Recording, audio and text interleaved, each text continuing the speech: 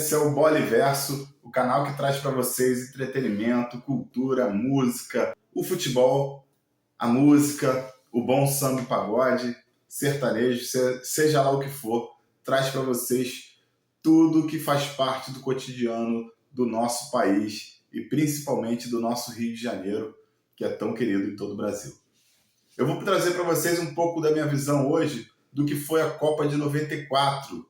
Em 94 eu tinha apenas 8 anos de idade, mas já tinha uma visão de futebol assim que impressionava. Eu era um garoto que acompanhava bastante e me lembro de todos os jogos daquela Copa do Mundo, tá? E também de outros fatores que aconteceram naquele ano. Um fato importante no esporte brasileiro foi a morte do Ayrton Senna, tá? O país inteiro parou.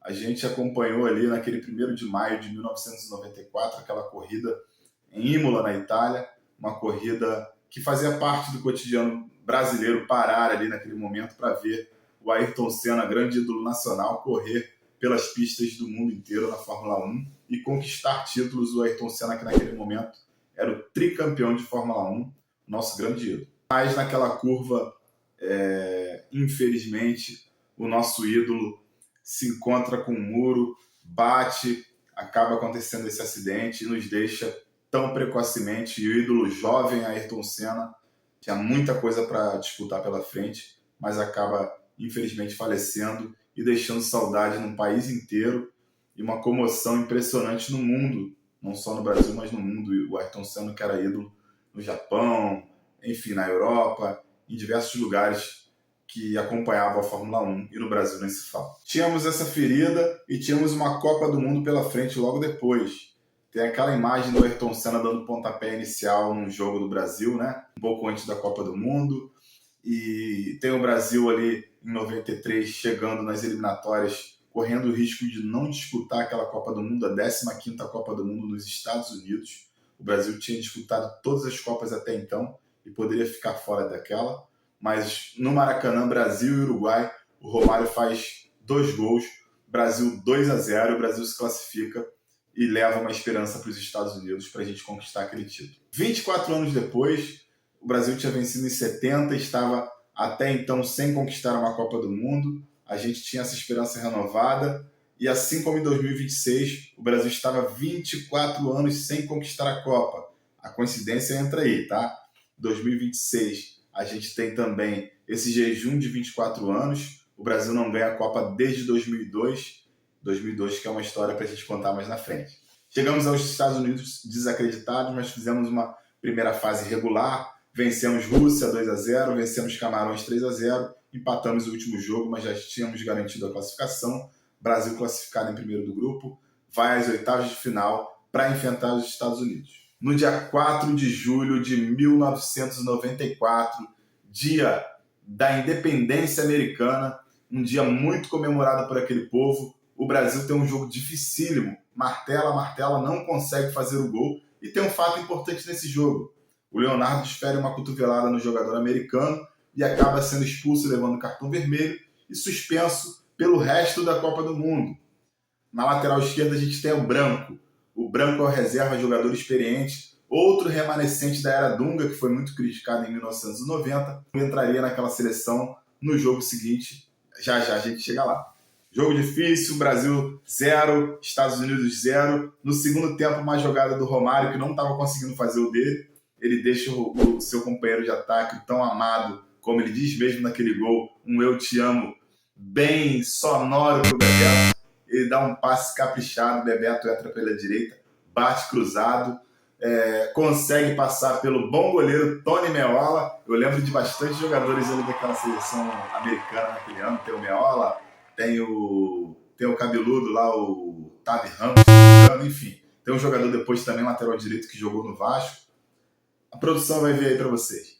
E a gente consegue fazer 1-0 e no sufoco passar para as quartas de final da Copa do Mundo, o que nos esperava. Uma Holanda organizada, uma das favoritas, Brasil e Holanda nas quartas de final. Chegamos contra a Holanda, um jogo dificílimo. Aliás, a expectativa de um jogo dificílimo, mas o Brasil consegue tranquilamente abrir 2-0 e parecia encaminhar a sua classificação. Os gols foram no segundo tempo, o primeiro tempo foi 0-0. Segundo tempo, o Bebeto e o Romário faz o gol. O Bebeto faz aquele gol do Nana Neném, um golaço. O Romário faz também um gol para a seleção brasileira. 2-0, parecia encaminhar a classificação, tranquilo, calmo, mas vem as bolas paradas. O Brasil leva um gol num lance de lateral e um outro num lance de escanteio. A Holanda empata 2-2 e o desespero bate. Aí entra o branco que eu falei. O Leonardo foi expulso no jogo anterior, suspenso da Copa do Mundo. Nosso Bomba Santa vai lá, faz uma jogada, dá até uma cotovelada, uma empurrada ali no jogador holandês. Acaba o juiz não marcando falta, ele cava a falta mais à frente, coloca a bola na posição, a Bomba Santa, o Romário tira ali a coluna, a bola passa rente ao baixinho. Se pega no baixinho, o branco mesmo já disse que o Romário não seria senador e não estaria para contar a história. E o Brasil não seria tetracampeão. A bola vai parar no fundo do barbante. Brasil 3-2, classificado para mais uma semifinal. Brasil e Suécia na semifinal. Meu amigo, haja coração, como diria Galvão.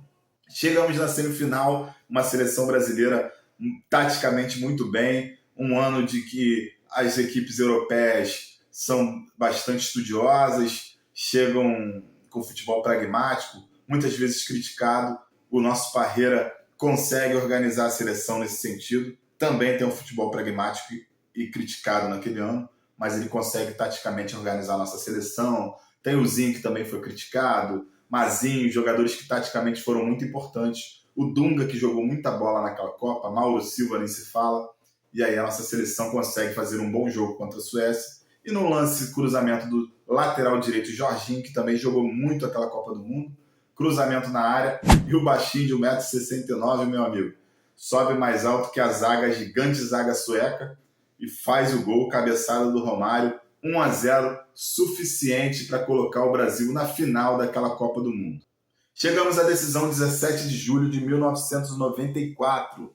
Expectativa grande, o mundo para assistir Brasil e Itália. Como em 1970, a gente repete a final, Brasil e Itália naquela decisão, o que pode levar ao tetracampeonato.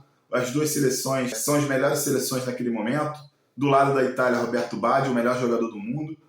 E do lado do Brasil, o Romário, o que viria a ser o melhor jogador da Copa e do mundo nos anos seguintes. O jogo começa muito truncado, 0-0. Brasil estudando, Itália estudando, os dois times se estudando bastante. O Brasil tem algumas poucas chances. O Romário tem uma chance clara durante o jogo e outra durante a prorrogação, gols que normalmente ele não perde.